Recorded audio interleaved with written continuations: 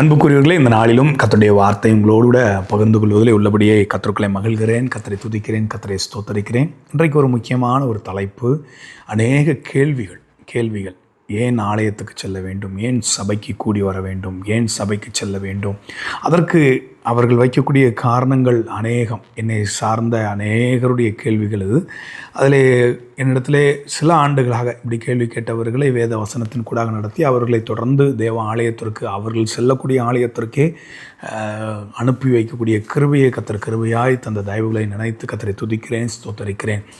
ஆராதனையை மறந்து, கர்த்தருடைய ஆலயத்தை மறந்து நாம் மனம் போன போக்கை, சபை கூடி வருதலை விட்டுவிட்டு மனம் போன போக்கில் நமக்கு ஒரு நியமத்தை வைத்து கொண்டு இது இப்படி அது அப்படின்னு சொல்லி கேள்விகளை கேட்பதற்கு, வியாக்கியானம் பேசுவதற்கு அது அழகாக வந்ததாக இருந்தாலும் அது தேவ ராஜ்யத்திற்கும், ஏன் நம்முடைய ஆத்மா ஈடேறுகிறதற்கும், நாம் பரலோகம் போவதற்கும் அது தடையை ஏற்படுத்துகிற தடைக்கற்கள், பிசாசு கொடுக்கிற மாய்மாலமான தந்திரம் என்பதை நாம் மறந்துவிடக்கூடாது. ஏனென்றால் இஸ்ரவேல் ஜனங்கள் புறப்பட்டு வருகிறதற்கே அவர்களை குறித்து முதல்ல சபை என்ற வார்த்தை அங்குதான் ஆரம்பிக்கிறது.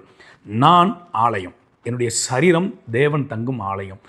நாம் கூடி வரக்கூடிய இடம், எங்கெல்லாம் கூடி தொழுது கொள்ளுகிறோமோ அது சபை. எங்கே நாமத்தினாலே 2-3 பேர் கூடுகிறார்களோ அங்கே அவர்கள் நடுவிலே வாசம் பண்ணுவேன் சொன்ன ஆண்டவர் இஸ்ரவேல் சபையை அணியணியாய் புறப்பட பண்ணினார். கர்த்தருடைய சபை என்று சொல்லி அதை குறித்து வாசிக்கிறோம். எபிரேயருக்கு நிருபம், எபிரேயர் 10ஆம் அதிகாரம் 25ஆம் வசனத்தை நான் வாசிக்கிறேன். சபை கூடி வருதலை சிலர் விட்டுவிடுகிறது போல நாமும் விட்டுவிடாமல் ஒருவருக்கொருவர் புத்தி சொல்ல கடவும். நாளானது சமீபத்திருக்கிறதை எவ்வளவாய் பார்க்கிறீர்களோ அவ்வளவாய் புத்தி சொல்ல வேண்டும். எவ்வளவு நாள் ஆண்டுடைய வருகைக்கு சமயமாக இருக்கிறது என்பதை நீங்கள் பார்க்குறீங்களோ அவ்வளவு அதிகமாய் சபை கூடி வருதலை குறித்து ஒருத்தருக்கு ஒருத்தர் புத்தி சொல்லுங்கள். சபை கூடி வருதலுடைய அவசியத்தை புதிய ஏற்பாட்டில் பரிசுத்தவான்கள் எழுதி வைக்காமல் போகலை. அநேகர் சொல்லுவாங்க, பழைய ஏற்பாட்டில் தானே சபை, புதிய ஏற்பாட்டில் ஆலயம் தானே, சரீரம் தானே, தொழுது கொள்ளும் போதெல்லாம். அதற்கு உதாரணமாக அவர்கள் சொல்லக்கூடிய வார்த்தைகள்லாம் பார்க்கும்போது ரொம்ப அழகான சில வார்த்தை. 1 கொரிந்தியர் 3ஆம் அதிகாரம் 16ஆம் வசனத்தில் அங்கே கொரிந்து சபையை குறித்து நாம் பார்க்க வேண்டுமானால், உதாரணத்துக்கு அந்த கொரிந்து சபையின் முதல் அதிகாரத்திலே நான் சில வசனங்களை நான் கோடிட்டு காட்ட விரும்புகிறேன். 1ஆம் அதிகாரம் 1 கொரிந்தியர் 1ஆம் அதிகாரம் 5ஆம் வசனத்திலிருந்து நான் வாசிக்கிறேன். நீங்கள் இயேசு கிறிஸ்துவுக்குள்ளாய் எல்லா உபதேசத்திலும் எல்லா அறிவிலும் மற்றெல்லாவற்றிலும் சம்பூர்ணமுள்ளவர்களாக்கப்பட்டிருக்கிறபடியால் அவர் மூலமாய் உங்களுக்கு அளிக்கப்பட்ட தேவ கிருபைக்காக நான் உங்களை குறித்து எப்பொழுதும் தேவனை ஸ்தோத்தரிக்கிறேன். அப்படியே நீங்கள் யாதொரு வரத்திலும் குறைவில்லாதவர்களாய் நம்முடைய கர்த்தராகிய இயேசு கிறிஸ்து வெளிப்படுவதற்கு காத்திருக்கிறீர்கள். வரத்தில் குறைவில்லாதவர்கள், எல்லா உபதேசத்திலும் தேறினவர்கள், இவர்களை குறித்து 3ஆம் அதிகாரத்தில் சொல்லுகிறார். 3:1 மேலும் சகோதரரே, நான் உங்களை ஆவிக்குரியவர்கள் என்று எண்ணி உங்களுடனே பேசக்கூடாமல் மாம்சத்துக்குரியவர்கள் என்றும் கிறிஸ்துவுக்குள் குழந்தைகள் என்றும் எண்ணி பேசுகிறேன். குழந்தைகளைப் போல இருக்கிறபடினால நான் அப்படி எண்ணி பேச வேண்டியது ஆயிற்று என்று சொல்லி, நீங்கள் பலன் இல்லை, திட ஆகாரத்தை என்னால் உங்களால் கொடுக்க முடியலன்னு சொல்லி தொடர்ந்து அவர் சொல்லிக்கிட்டு சில காரியங்கள் வரும்போது தான் நீங்கள் தேவனுடைய 16ஆவது வசனம், நீங்கள் தேவனுடைய ஆலயமாக இருக்கிறீர்கள் என்றும் தேவனுடைய ஆவி உங்களில் வாசமாக இருக்கிறார் என்றும் அறியீர்களா? ஒருவன் தேவனுடைய ஆலயத்தை கெடுத்தால் அவனை தேவன் கெடுப்பார். தேவனுடைய ஆலயம் பரிசுத்தமாக இருக்கிறது, நீங்களே அந்த ஆலயம். தேவன், நான் என்னுடைய சரீரம் தேவன் தங்கும் ஆலயம். தேவன் எனக்குள் வாசமாக இருக்க ஆசைப்பட்டு என்னை மீட்டெடுத்து என்னை இரட்சித்து எனக்குள் என்னை அலங்கரிப்பதற்காக, என்னை பரிசுத்தப்படுத்துவதற்காக, என் நேர்பாதையில் நடத்துவதற்காக என்னை ஆலயமாக தெரிந்து கொண்டு எனக்குள் கர்த்தர் உலாவி கொண்டு வருகிறார். நல்லது. ஆனால் சபை என்பது, ஆலயம் என்பது நான், சபை என்பது கூடி தொழுது கொள்ளக்கூடிய இடம், கூடி வரக்கூடிய இடம். இதற்கு நான் வீட்டிலிருந்து ஆராதிச்சா போதாதா? இன்னும் உபாகமத்தின் புத்தகத்தில் 4ஆம் அதிகாரத்தில் அவரை தொழுது கொள்ளும் போதெல்லாம், உபாகமம் 4:7ஆம் வசனத்தை நீங்கள் வாசிப்பீர்கள் என்றால், தொழுது கொள்ளும் போதெல்லாம் சமீபமாக இருக்கிறாரே, அவரை தேடும் போதெல்லாம் சமீபமாக இருக்கிறாரே. அப்போஸ்தலர் 2ஆம் அதிகாரம் 46 வீடுகளில் அப்பம் விட்டாங்களே, வீட்டில் உட்காந்து தொழுது கொண்டா போதாதா? யூடியூப்பில் வசனத்தை பார்த்து அதில் திருப்தி அடைஞ்சா போதாதான்னு சொல்லி ஒரு கூட்டம் கை கால்கள் நல்லா இருந்தாலும் ஆலயத்திற்கு செல்லுவதை மறுக்கிறார்கள். ஆலயம் வேண்டாம், தேவ சமூகம் வேண்டாம், அவர்கள் இன்னும் சொல்லக்கூடிய வியாக்கியானங்கள்ல நீங்க பார்த்தீங்கன்னா, ஆலயத்தில் பிரிவுகள் இருக்கு. ஆலயத்தில் இருக்கிறவனும் பாவம் செய்கிறான், வெளியில் இருக்கிறவனும் பாவம் செய்கிறான். ஆலயத்தில் இருக்கிறவனும் துன்மார்க்கனா இருக்கிறான், வெளியில் இருக்கிறவனும் துன்மார்க்கா இருக்கிறான். அவன் பாவம் செஞ்சன்னு சொல்லி ஒத்துக்கிட்டு ஒவ்வொரு வாரமும் திருவிருந்தில் பங்கு பெறுறான். அவன் அப்படி இருக்கிறான், இப்படி இருக்கிறான்னு சொல்லி ஆலயத்துக்கு போகாதவர்கள் ஆலயத்துக்கு செல்லுகிறவர்களை குறித்து அதீத என்ன சொல்ல கேள்வி கணக்குகளை எழுப்புவது உண்டு. இன்னும் ஒரு சிலர் ஒரு படிக்கு மேலே பண்ணி போய் ஆலயத்துக்கு செல்லுகிறவங்களுக்கு என்ன கடன் இல்லையா, ஆலயத்துக்கு செல்லுறவங்க துன்மார்க்கமா இல்லையா, சபைக்கு செல்றவங்க வந்து இப்படி இருக்கிறாங்களே அப்படி இருக்கிறாங்கன்னு சொல்லி பல கேள்விகள் நம்ம இடத்துல இருக்கலாம். ஒன்று நான் சொல்லுகிறேன், இன்னொரு கூட்டம் கூட நான் எதுக்கு அந்த ஆலயத்துக்கு போகணும், எங்கள் பாஸ்டர் என்னை புரிஞ்சிக்கவே மாட்டுக்காங்க, எங்கள் ஆயர் என்னை புரிந்து கொள்ளவே மாட்டுக்காரு, அவர் என்னை கடினமாக நடத்துகிறாரு, அவங்க எப்போ பார்த்தாலும் பைபிள் பைபிள் பைபிள் வசனம் வசனம் வசனம் இதற்கு தான் முக்கியத்துவம் கொடுக்குறாங்க, என்னை கேர் பண்ண மாட்டுக்காங்க, என்னை கவனிக்க மாட்டுக்காங்க. இப்படி பல கேள்விகள் உங்கள் இடத்துல இருக்கலாம். வேதத்திலே உபாகமத்தின் புஸ்தகத்திலே அங்கே நீங்கள் வாசிங்கன்னா, கூடி வரும்போதெல்லாம் தொழுது கொள்ளலாம், கூடி வரும்போதெல்லாம் அவர் நமக்கு சமீபமாக இருக்கிறார், நாம் தொழுது கொள்ளும் போதெல்லாம் அப்படின்னு வாசிக்கிறோம்.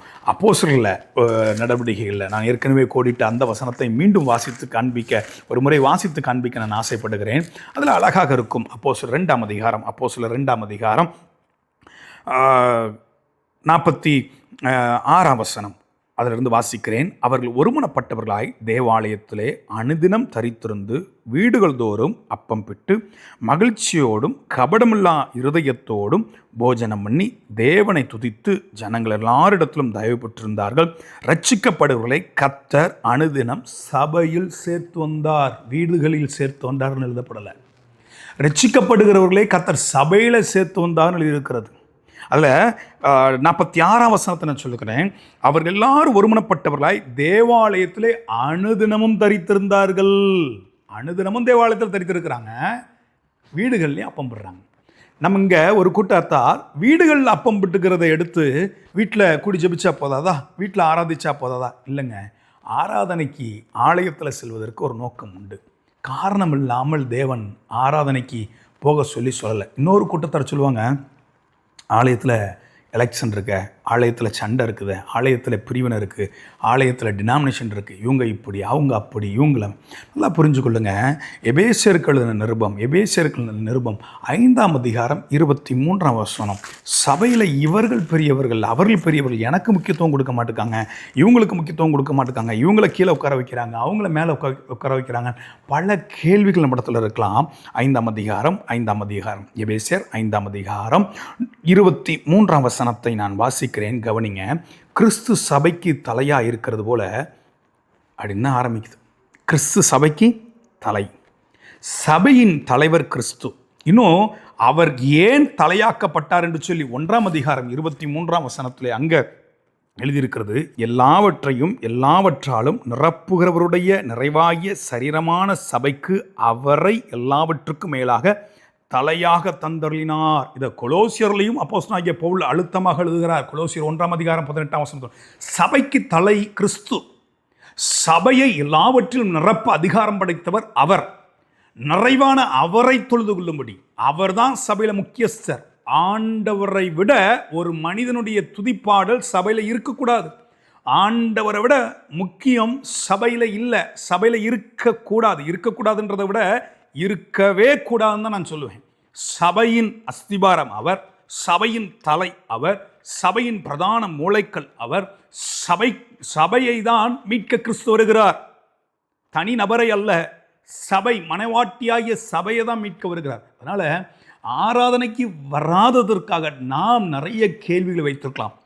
இன்னொருபடி மேலே போய் சபையில் சண்டை நடக்கலையா, போனாலே யுத்தம், போனாலே சண்டை, இப்படி இருக்கிறாங்க அப்படி இருக்கிறாங்க அப்படின்னு சொல்லி பல கேள்விகள் இருக்கலாம். பழைய ஏற்பாட்டில் அழகாக ஒரு வசனம் இன்றைக்கு நம்முடைய தமிழக திருச்சபைகளுக்கு ரொம்ப அற்புதமாக பொருந்தக்கூடிய வார்த்தை. என்னாகமத்தின் புத்தகம் 16 அதிகாரம். என்னாகமத்தின் புத்தகம் 16 அதிகாரம் 2 வசனத்திலிருந்து வாசிக்கிறேன். இஸ்ரவேல் புத்திரரில் சபைக்கு தலைவர்களும் சங்கத்துக்கு அழைக்கப்பட்டவர்களும் பிரபலமானவர்களும் ஆகிய 250 பேர்களோடு கூட மோசைக்கு முன்பாக எழும்பி மோசைக்கும் ஆரோனுக்கும் விரோதமாக கூட்டம் கூடி அவர்களை நோக்கி, நீங்கள் மிஞ்சி போகிறீர்கள். யாரை பார்த்து சொல்றாங்க? பிரபலமானவங்க சபை தலைவர்களுக்கு விரோதமாக, தலைவர்கள் என்றால் அழைக்கப்பட்ட ஆரோனுக்கு விரோதமாக, தெரிந்து கொள்ளப்பட்ட மோசைக்கு விரோதமாக பிரபலமானவர்கள். இவர்கள் எங்க பிரபலமானவங்க? இஸ்ரவேல் சபையில் பிரபலமானவர்கள். நான் எச்சரிப்போடு கூட சொல்லுகிறேன், சபையில நீங்கள் ஒருவேளை முக்கியஸ்தர்களா இருக்கலாம், சில குடும்பங்களுக்கு சில அனுகூலமான காரியங்களை செய்ததுனால சில முக்கியஸ்த பொறுப்புல இருக்கலாம். ஆனா அழைக்கப்பட்ட பிள்ளைகளுக்கு விரோதமாக, தெரிந்து கொள்ளப்பட்ட தேவ பிள்ளைகளுக்கு விரோதமாக எழுந்து பேசுவதற்கு நமக்கு அதிகாரம் கொடுக்கவில்லை. இவர்கள் பிரபலமானவர்கள், கோராக்கின் புத்திரர்கள்.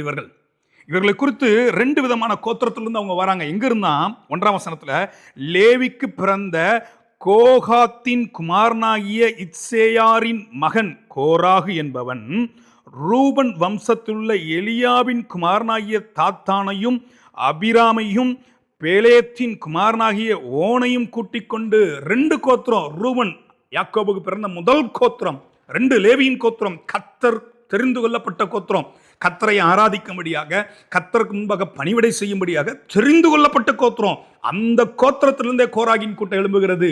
2 கூட்டமும் சாதாரண கூட்டம் இல்ல, இஸ்ரவேல் சபையில் பிரபலமானவர்கள். யாருக்கு விரோதமாக எழும்புறாங்க? தெரிந்து கொள்ளப்பட்ட தேவ ஜனத்துக்கு விரோதமாக, தெரிந்து கொள்ளப்பட்ட ஒரு மோசைக்கு விரோதமாக, அழைக்கப்பட்ட ஆரோனுக்கு விரோதமாக கடுமையாக பேசுறாங்க. எப்படி பேசுறாங்களா? மோசைக்கும் ஆரோனுக்கும் விரோதமாக கூட்டம் கூடி 3ஆம் வசனத்திலே அவர்களை நோக்கி, நீங்கள் மிஞ்சி போகிறீர்கள், சபையார் எல்லாரும் பரிசுத்தமானவர்கள், கர்த்தர் அவர்கள் நடுவில் இருக்கிறாரே, இப்படி இருக்க கர்த்தருடைய சபைக்கு மேலாக உங்களை ஏன் உயர்த்தீர்கள் என்றார்கள். பரிசுத்தவான்களை பார்த்து கேள்வி கேட்குறாங்க, நீங்கள் ஏன் உயர்த்துறீங்க உங்களை? கர்த்தர் சபையில் இருக்கிறாரு, சபையில் இருக்கிற எல்லாரும் பரிசுத்தவான்கள் தான். நல்லதுதான்ப்பா. மனுஷனுக்குரிய சத்தத்துக்கு ஒருவேளை இந்த வசனத்தை வாசிக்கும் போது ரொம்ப நல்ல வசனம் போல நல்லா தெரியலாம், தோற்றத்துக்கு நல்லா தெரியலாம். எல்லாரும் பரிசுத்தமானவங்க தானே, சபையில் எல்லாரும் ஒன்று தானே, எல்லாரும் இப்படி தானே. நான் நல்லா புரிந்து கொள்ளுங்கள், பலிபிடத்திலிருந்து பணி செய்யக்கூடிய தேவ பிள்ளைகளை நம்ம எப்படி பார்க்கிறோம், ஊழியர்களை எப்படி பார்க்கிறோம், கர்த்தருடைய தாசர்களை எப்படி பார்க்கிறோம், அவர்களை குறித்து நாம் வாசிக்கிறோம். அழைக்கப்பட்ட தெரிந்து கொள்ளப்பட்ட தேவ பிள்ளைகளை குறித்து நாம் வாசிக்கிறோம். எபிரேயருக்கு எழுதின நிருபம் 13ஆம் அதிகாரம், எபிரேயருக்கு எழுதின நிருபம் 13ஆம் அதிகாரம் 7ஆம் வசனத்தையும் 17ஆம் வசனத்தையும் நீங்கள் கோடிட்டுக் கொள்ளுங்கள். தேவ வசனத்தை உங்களுக்கு போதித்து உங்களை நடத்துகிறவர்களின் நடக்கையின் முடிவை நன்றாய் சிந்தித்து அவங்களுடைய விசுவாசத்தை பின்பற்றுங்கள். 17ஆம் வசனம், உங்களை நடத்துகிறவர்கள் உங்கள் ஆத்துமாக்களுக்கு உத்தரவாதம் பண்ணுகிறவர்களாய் விழித்திருக்கிறவர்களானபடியால் அவர்கள் துக்கத்தோட அல்ல சந்தோஷத்தோட அதை செய்யும்படிக்கு அவர்களுக்கு கீழ்ப்படிந்து அடங்குங்கள். நான் தயவாக சொல்கிறேன், சபையில முக்கியஸ்தர்களா இருக்கலாம், ஆனா அழைக்கப்பட்ட தெரிந்து கொள்ளப்பட்ட கர்த்தருடைய சமூகத்திலிருந்து ஊழியம் பண்ணக்கூடிய கர்த்தருடைய பாத்திரங்களுக்கு விரோதமாக நீங்க பேசுவீர்கள் என்றால் தேவ கோபம் கோராகின் புத்திரர்கள் மத்தியில் எழும்பினது போல. குறிப்பாக அதே என்னாகமத்தின் புத்தகம் 16ஆம் அதிகாரம், என்னாகமத்தின் புத்தகம் 16ஆம் அதிகாரம் 32ஆம் வசனத்தை நான் வாசிக்கிறேன். பூமி தன் வாயை திறந்து அவர்களையும் அவர்கள் வீடுகளையும் கோராகுரிய எல்லா மனிதரையும் அவர்களுக்கு உண்டான சகல பொருட்களையும் விழுங்கி போய் போட்டுட்டு, நான் இங்கே சொல்லுகிறேன், இந்த வசனத்தை கோடிட்டு காட்ட விரும்புகிறேன். தேவ பரிசுத்தவான்களுக்கு விரோதமாக, கர்த்தருடைய ஊழியர்களுக்கு விரோதமாக, கர்த்தருடைய பருவத்திலிருந்து உங்கள் ஆத்துமாக்களுக்கு உத்தரவாதம் செலுத்தி ஜெபிக்கிற தேவ பிள்ளைகளுக்கு விரோதமாக நீங்கள் பேசுவீர்கள் என்றால், ஒருவேளை மரணம் வராமல் இருக்கலாம். சிலர் குடும்பங்களில் சில மரணங்கள் வந்தால் தான் நம்புவாங்கன்பாங்க. உங்கள் வீடுகள் நிலை என்னவா இருக்கிறது? உங்களுடைய சரீரத்தின் நிலை என்னவா இருக்கிறது? உங்கள் பொருட்களின் நிலை என்னவா இருக்கிறது? தேவனுக்கு விரோதமாக, கர்த்தருடைய தாசர்களுக்கு விரோதமாக செயல்படுகிறவர்கள் ஏன் ஆலயத்துக்கு போகணும்?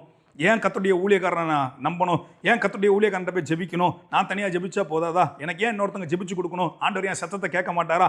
பல கேள்விகள் நம்ம கேட்கலாம். ஏன்னா ஆண்டவர் 7 சபையின் விசுவாசிகளுக்கு எழுதல, தூதனுக்கு தான் எழுதி கேள்வி அனுப்புகிறார்.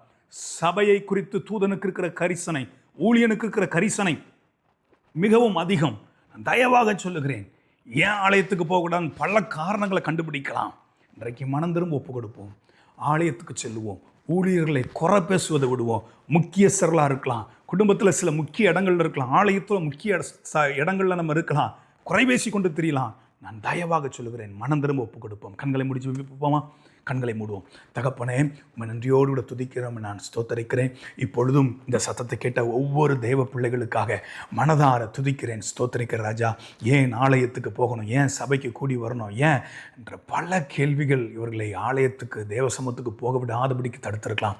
இன்றைக்கு ஒரு மனம் திரும்புதலை தேவன் கட்டளிடுங்க. மனதார உடைய பிள்ளைகளை ஆசீர்வதித்து நான் ஜெபிக்கிறேன். தேவ சமூகத்தில் ஒன்று கூட்டி சபையை ஒன்று கூட்டுவீராக. கர்த்தர் மகிமையடைங்க. இயேசுவின் மூலம் பிதாவே, ஆமென்.